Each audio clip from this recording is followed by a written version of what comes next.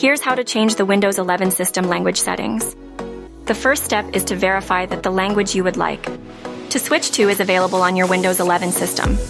Go into Settings, click on Time and Language, then select Language and Region. Just beneath Preferred Languages, the current supported language should be shown.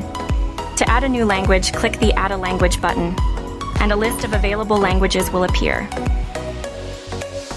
Each language has the icons indicating its modifiable options: display language, text-to-speech, speech recognition, and handwriting. Search by name or scroll through the list to find the language you want. Double-click on the language you want to add, then on Next. Decide which of its features and preferences you want to have. This includes setting the new language as the default for your system.